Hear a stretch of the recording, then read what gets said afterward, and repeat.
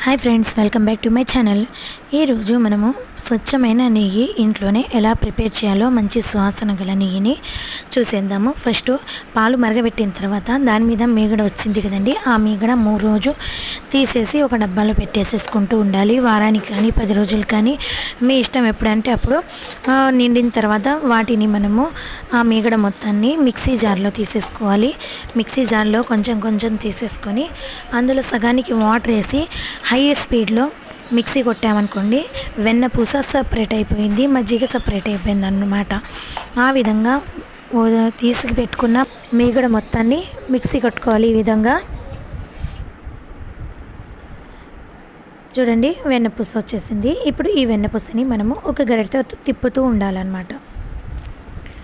ఆ విధంగా కలుపుతూ ఉంటే వెన్నపూస మొత్తము ఒక దగ్గరికి చేరిపోయి మజ్జిగ సపరేట్ అయిపోతుంది. ఇందులో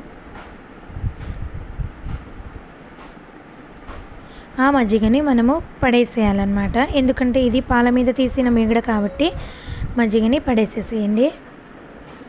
ఈ విధంగా 2-3 సార్లు వాటర్ వేసి చక్కగా వెన్నపూసని కడిగేసేయాలి.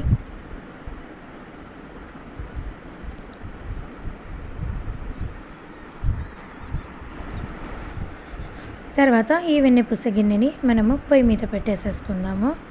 పొయ్యి మీద పెట్టేసేసి గ్యాస్ మీద కలుపుతూ ఉండాలి. దగ్గరుండి చూసుకోవాలి, లేకపోతే పొంగిపోయిద్ది అన్నమాట. కాబట్టి మీడియం ఫ్లేమ్లో పెట్టేసి కలుపుతూ దగ్గరుండి చూసుకుంటూ ఉండాలన్నమాట.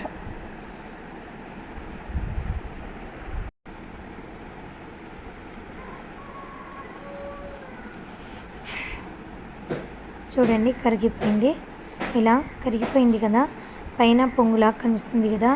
ఏ హై ఫ్లేమ్ పెట్టి ఉంటుంటే అది పొంగిపోయేది. మీడియం ఫ్లేమ్లో పెట్టేసుకొని ఈ విధంగా నేను కలుపుతున్నాను కదా, ఆ విధంగా కలుపుతూ ఉండాలి. కలుపుతూ ఉంటే కనుక మొత్తము చక్కగా కరిగిపోయి రెడ్ కలర్లో వచ్చేసిద్ది. చూడండి, కలర్ మారుతూ ఉంది కదా.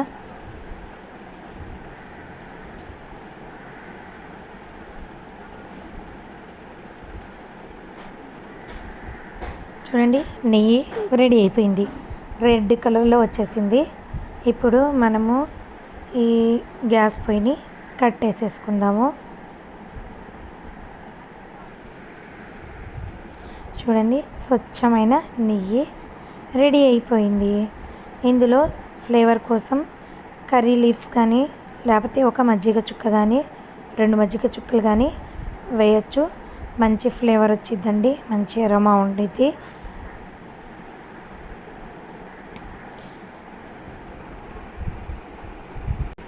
కొంచెం చల్లారాక ఇప్పుడు మనం ఈ నెయ్యిని ఒక డబ్బాలోకి జల్లెడతో సహాయంతో తీసేసుకుందాము. డబ్బాలోకి